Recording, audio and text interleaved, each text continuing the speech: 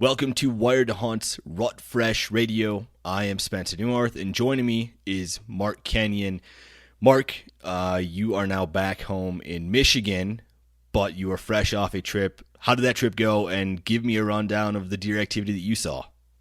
Yeah. So fresh off of public land hunt out in Idaho, chasing whitetails out there. I will save. I'm not going to tell you whether I killed or not because the main episode, I think next week, will be all about that. So I'll leave a little bit of drama out there for people.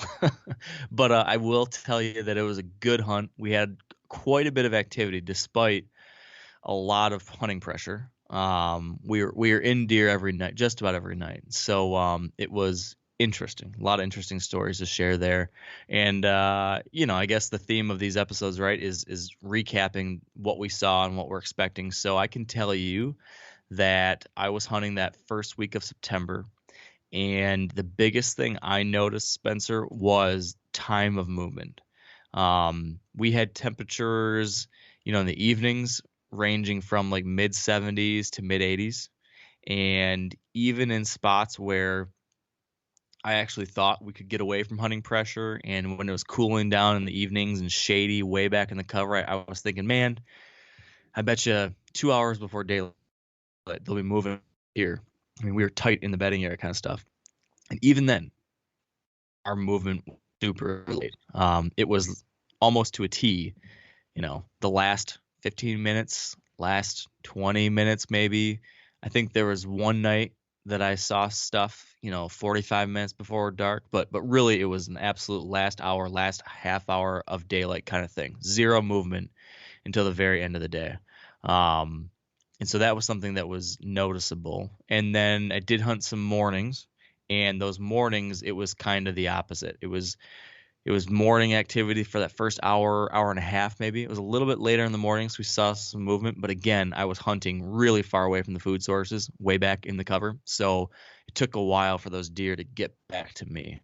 So as far as activity, that's what I was seeing there in Idaho.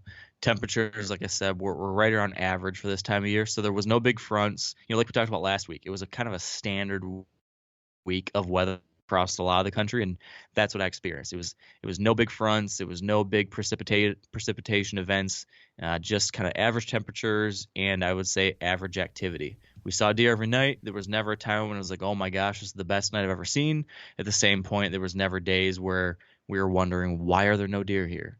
It was kind of what you expect in early September, moving on food sources, and then mostly it was trying to just backtrack these deer closer and closer to their bedding areas because of hunting pressure. So that was my high level overview without giving away too many details. I'd say activity was in that like 5 out of 10 kind of range. I guess that's kind of like what I predicted last week, right? Yeah, I think so. And I wish you would give me more details on the hunt, but I'm going to let you off the hook this week, Mark, because we have a really exciting episode, and we have multiple firsts on this episode of Rut Fresh. Are you ready? What do you mean by first? I can't wait to hear. Okay. The first that we have our first ever Rut report from Canada, which comes to us from Clay Newcomb. The other first that we have is for the first time ever in Rut Fresh history, all 4 of the people that we interviewed this week were successful in their hunts. So that's why I think the meat of this episode is going to be as good as any we've had, because we have 4 successful deer hunters on. Nice. So what you're saying is that we shouldn't ramble on too long. We should just get into the real, fresh, exciting reports? That's right. I think so. And who you're going to hear from this week is Clay Newcomb, like we just talked about, that from the Meat Eater podcast and Bear Grease podcast in Manitoba. And then Dylan Tramp from South Dakota, whose content you can read on Wired to Hunt's website. And then Mark Haslam from SoutheastWhitetail.com in South Carolina. And then we end in Nebraska with Tyler Jones from The Element. All right, cool. Well, I'm excited to hear these. I have one more question, and then I'll stop badgering you. Okay. When is your first whitetail hunt? Are you going anywhere in September? Are you going to hit South Dakota here soon, or what's going on? My season is going to be a little bit delayed. I'm going to do my best, which is not very good, at killing an elk here in September, and then I have an antelope hunt in October, and then I'm stacking like 4 hunts in like a 6-week period between the beginning of November and the beginning of December. So my reports are going to be a bit delayed this year. Whew. All right, man. Well, you get after those elk, get that off your mind, scratch that itch, kill the antelope, check that box, and then get back to the whitetail, would you? That's right. And then some reading materials this week. If you want more than just what you're going to get on this episode, we have a couple articles for hunters that are in the woods right now. Where to find bucks after they shed velvet from Dylan Tramp. And then how volume hunting could save your season from Andy May. And then if you don't have an opener anytime soon, say you're in a state like Michigan or Illinois, and you're still about a month out from being in the woods, some off-season content would be from Tony Hansen, 4 tools every bow hunter should own. And then the best way to get bucks on trail cam without bait, an article that you wrote last year, Mark Kennan. You can find those articles, just like last week, in the description of the episode. So click over there and you're going to get more relevant stuff for this time of year. Beautiful. I got to tell you, Spencer, I read that article by Tony Hansen about the 4 tools every bow hunter should own, and I felt really bad because I only owned 1 out of the 4. Yeah, and I feel pretty lousy. I'm sure I can guess which one it was. You own a set of Allen wrenches. Yes, that's okay. Right. All right, we'll skip on over to that article if you want to find out the 3 things that Mark doesn't own and the 4 things that you should own.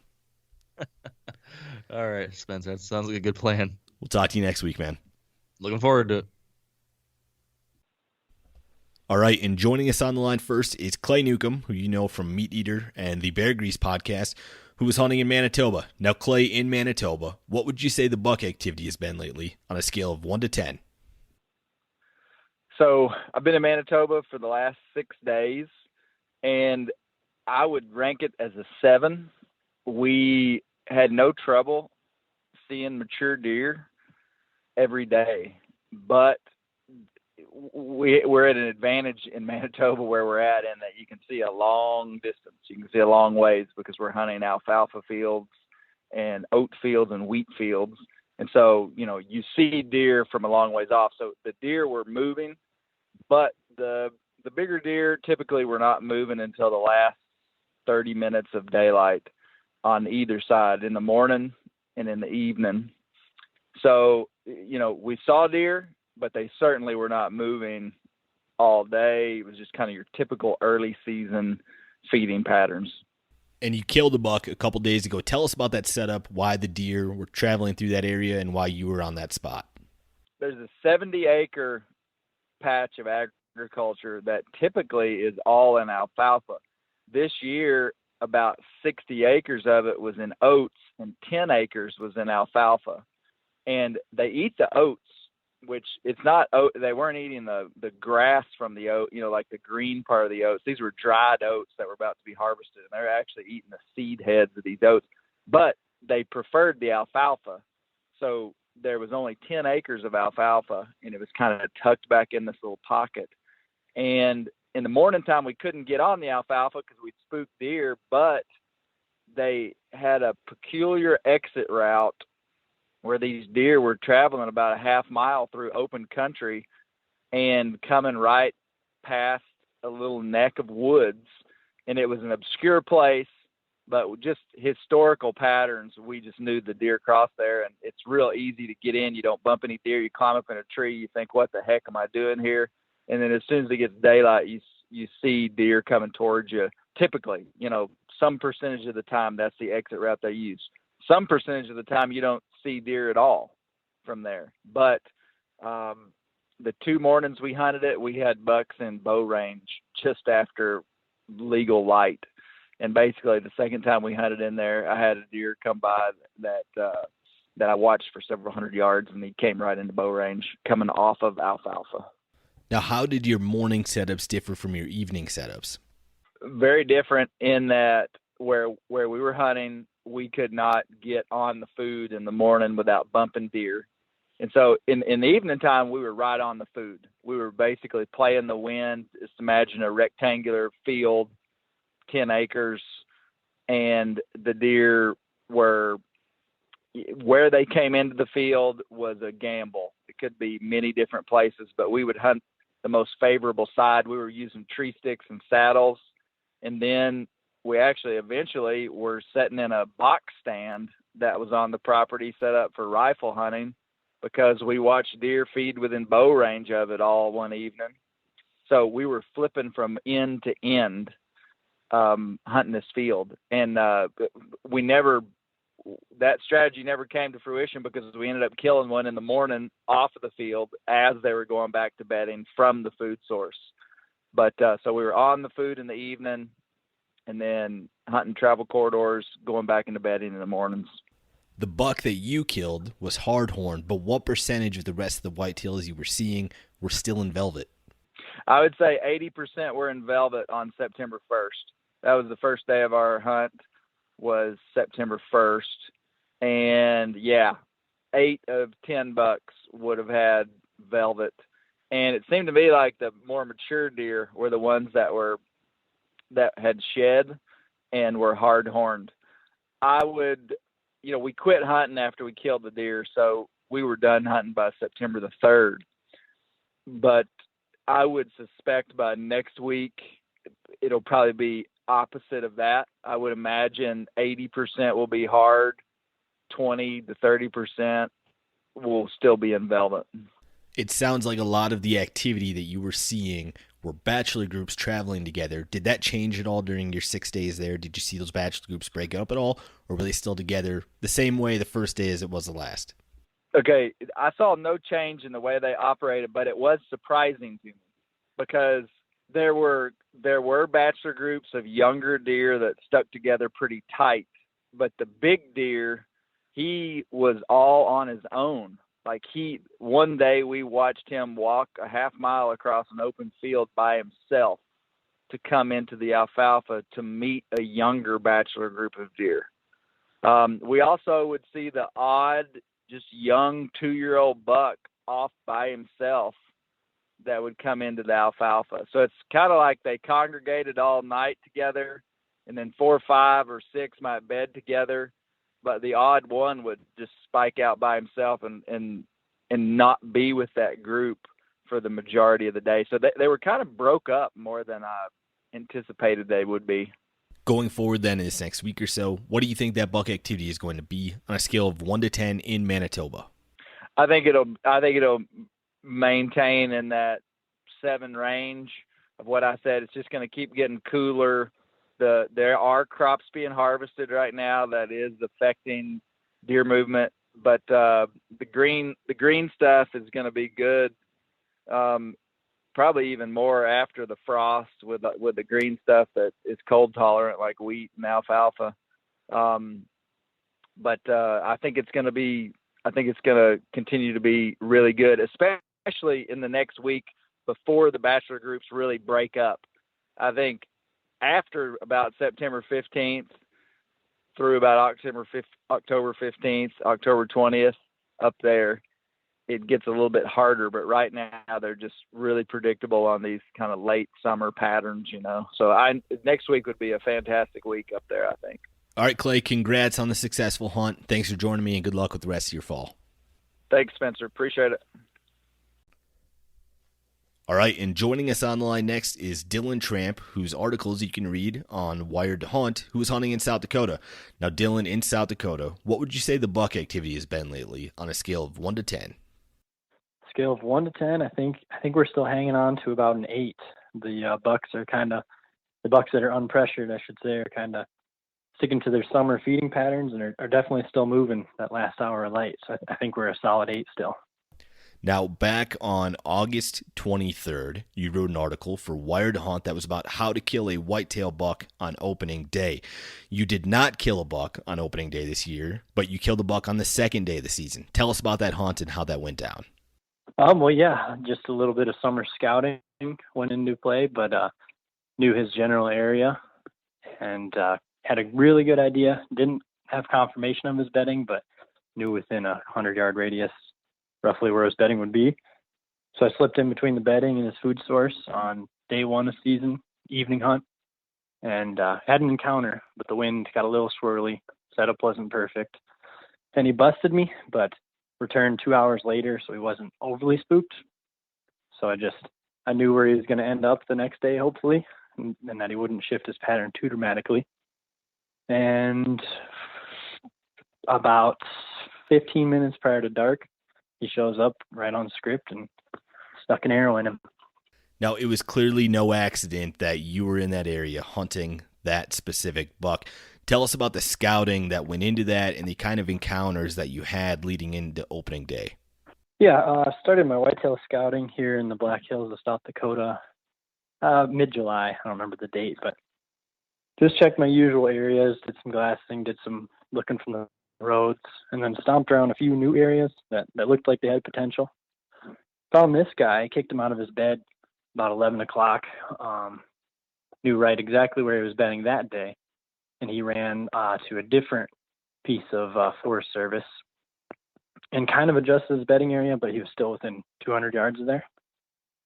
And then I would say 6-7 times throughout the month of July into August, saw him feeding in the same creek drainage, and had a mowed pasture on some private, and then a bunch of oaks that I think they were targeting. They were feeding in the grasses and hitting the oaks. I don't know if the acorns from last year or if it was newly fallen oaks, but or acorns. But he was pretty consistent there, so I knew roughly bedding, and I knew pretty precisely feed in the evening, so had a pretty full picture on what to do for opening day. The buck that you killed was hard-horned, but what percentage of other whitetails that you were seeing were still in velvet? I think as soon as the season started, September 1, I don't know that I've seen a single buck in the hills on the hoof in velvet anymore. So I think 90-some% are definitely hard-horned right now. How about with bachelor groups? How many whitetail bucks were you seeing that were still hanging out with other whitetail bucks? 90%, I would say.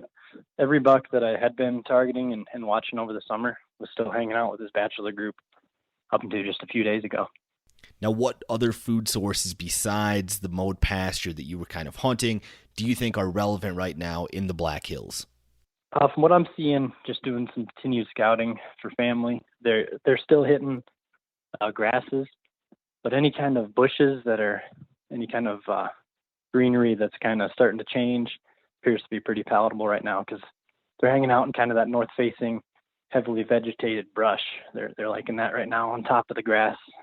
And do you notice those beds or food patterns change as we get into October in the Black Hills, or does it largely stay the same as what you're seeing in September? I think these deer, since they're such big foragers, I think their food sources are pretty consistent. So I would expect that pattern to continue.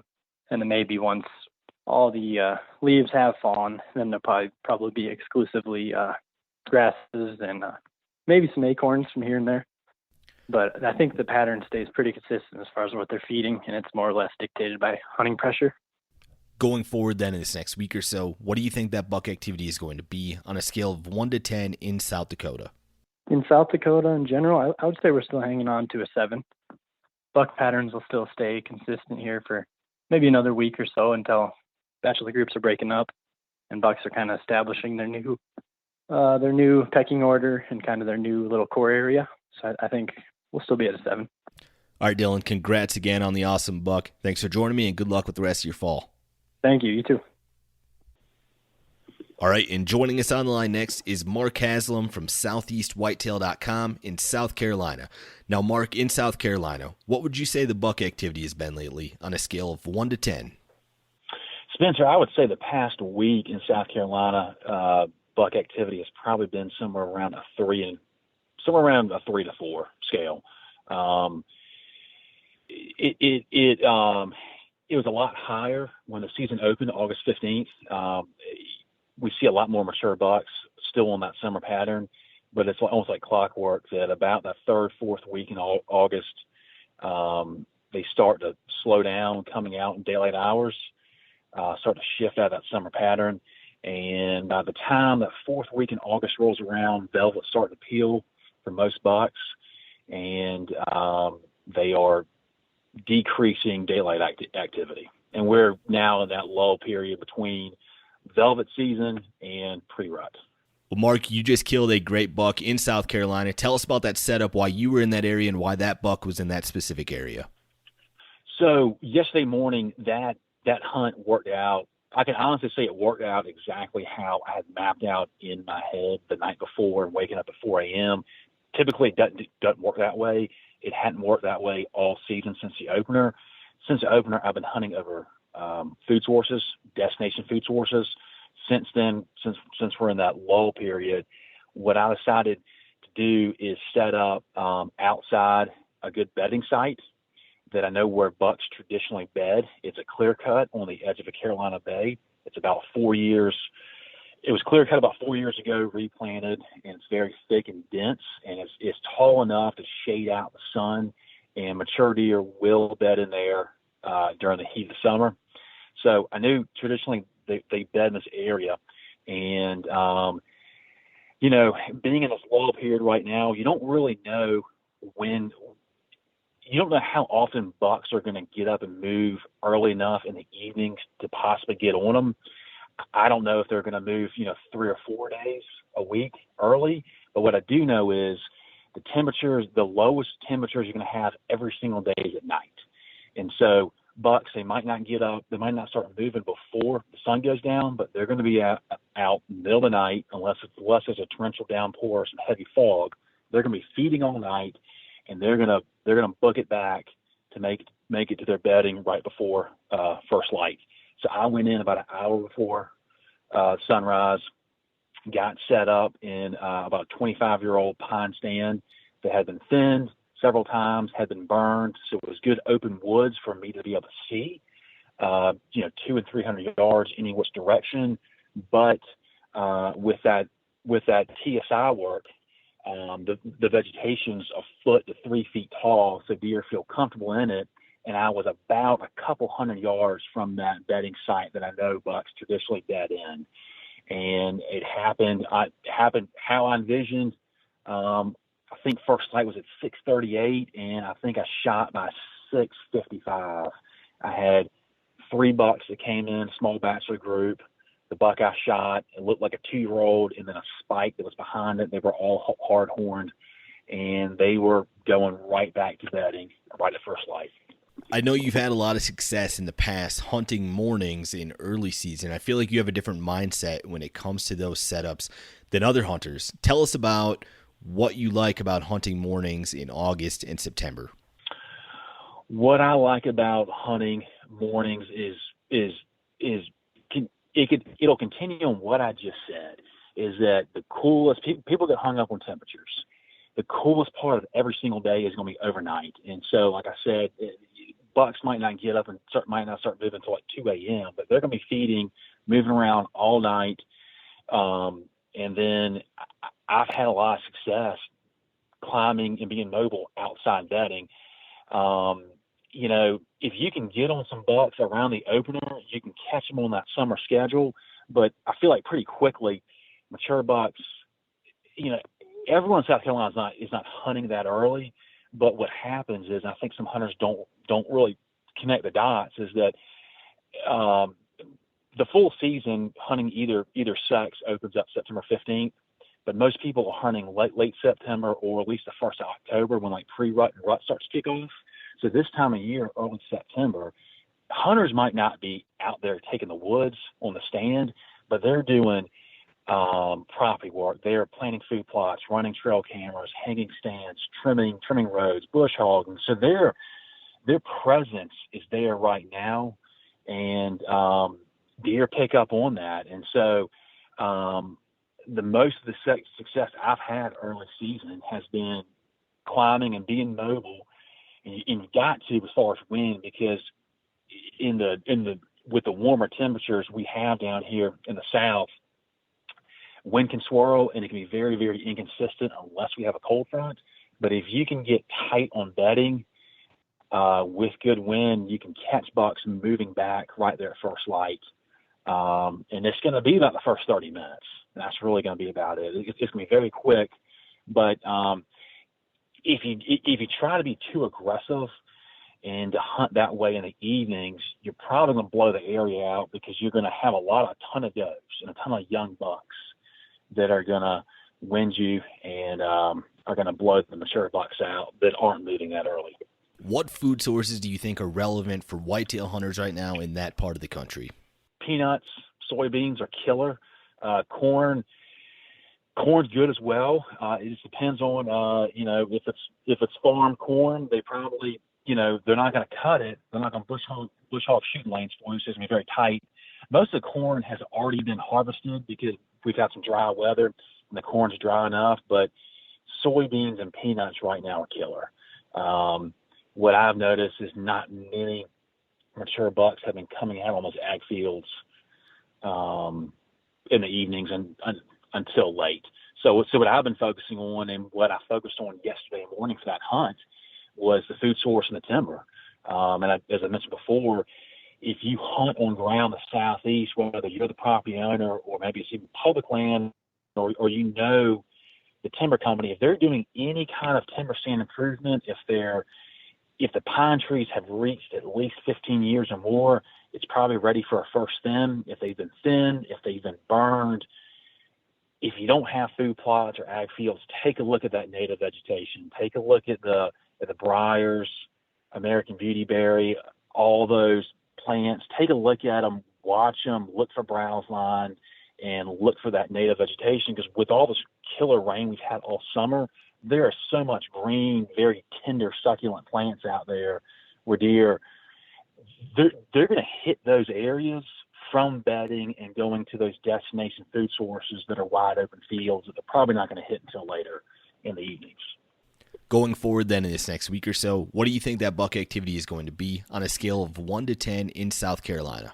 It will begin, Spencer, to slowly pick up. This upcoming week could be a 5, maybe pushing to a 6. I'm still seeing some bucks in bachelor groups. We'll start to see a lot more separate themselves. I saw a good amount of scrapes and some fresh rubs. I didn't do too much walking in the woods because I didn't want to blow the woods up. But our pre-rut is going to start kicking off in about week 3 and week 4 of September.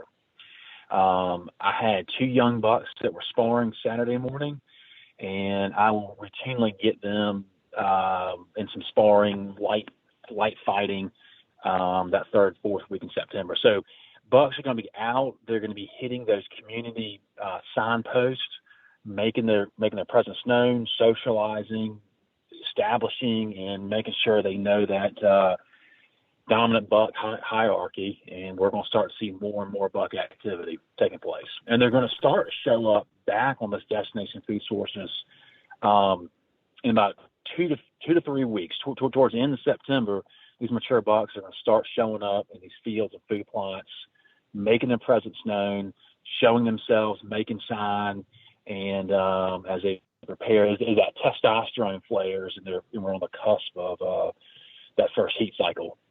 All right, Mark, great intel, great buck. Thanks for joining me, and good luck with the rest of your fall. Thanks, Spencer. Good luck this season. All right, and joining us on the line last is Tyler Jones from The Element, who was hunting in Nebraska. Now, Tyler, in Nebraska, what would you say the buck activity has been lately on a scale of 1 to 10? Probably a 5. There was times when deer or bucks in particular were moving kind of late in the morning, which may be due to cool weather. And then there were times in the evenings where I saw deer moving pretty late as well. Now, I know you just had a successful hunt in there. It was a great buck that you killed. Tell us about that setup, why you were in that spot, and why that buck was in that spot. Sure. So, for one, the buck was in that spot because it was very remote and hard to get to.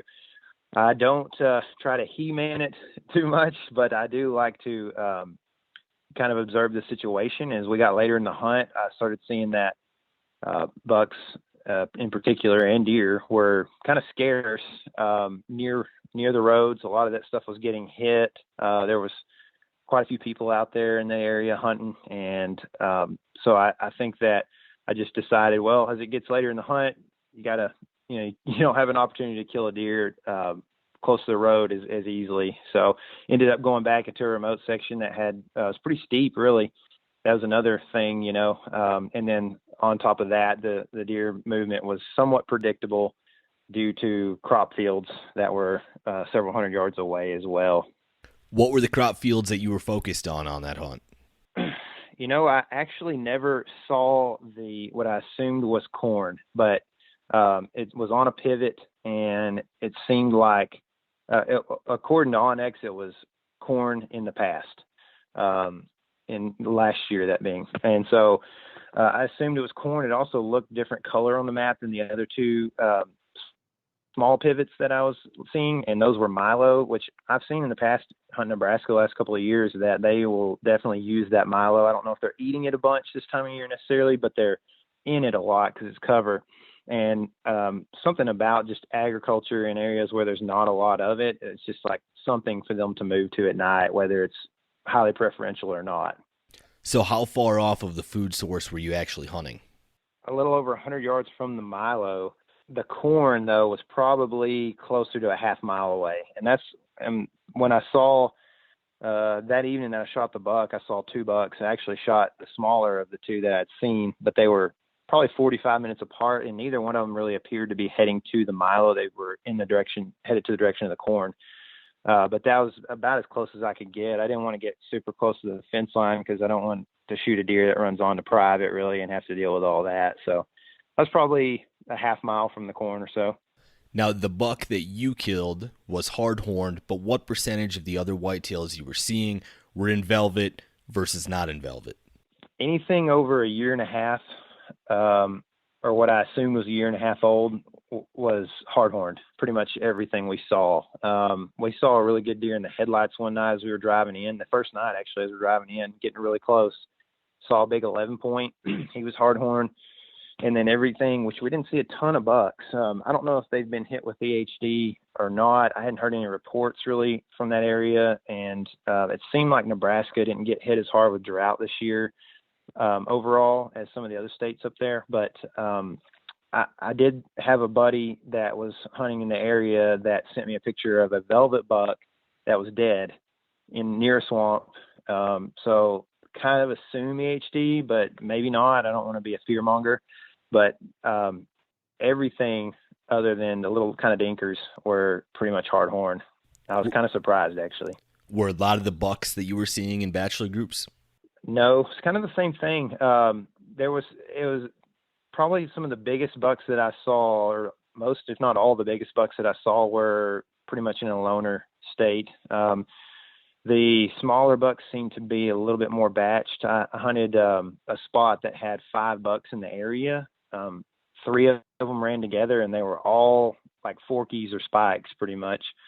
And then the other 2 that ran together were 2, looked like 8 points that were kind of basket 8s, deer that I probably would have shot, but there's a good chance that they were related of some sort. But outside of that, everything that we saw that looked like it was 3 years or older seemed to be already broken up from their bachelor status. Now, traditionally, a lot of hunters aren't hunting the mornings this time of year, but I assume, Tyler, since you were traveling out of state and you had a limited timeline, that you guys were hunting some mornings. Is that the case, and what did those setups look like? That is the case. So we got rained out one morning, and not that we're afraid to hunt in the rain, but we had torrential downpour for 4 hours and 30 to 40 mile an hour winds, and we just got soaked all night in the tent. So we decided to sleep in one morning. But we tried to hunt as many mornings as possible because this time of year, I think that it can be good because there's cooler weather. You'll get a lot of bucks that'll move later in the morning, I feel like, personally. And if you can get close to what you assume is bedding, you can have deer come in at 8:30 or 9:30 even. Sometimes if it's a cooler morning, you had a cold front come through. So we were focusing in we hunted a lot of more open country, some timber stuff. With that tag, we can move pretty much all over the state, and we did move quite a bit. But in the open stuff, we were focusing more on, stuff in the bottom of draws or around lakes or ponds that had willows around it, and also just high vegetation because of because it has water near it, and so you get these little pockets that have these really tall sunflowers and goldenrod and all kinds of different willows and stuff like that. And it really, I mean, especially in like a small young willow thicket, those deer are getting a lot of shade during the day, as much as they need, really. They've got water there, and then they can move out to hay meadows or whatever at night. And so we were focusing in the mornings on those little kind of islands or habitat pockets near lakes or ponds or, cattle tanks or whatever. Going forward then in this next week or so, what do you think that buck activity is going to be on a scale of 1 to 10 in Nebraska?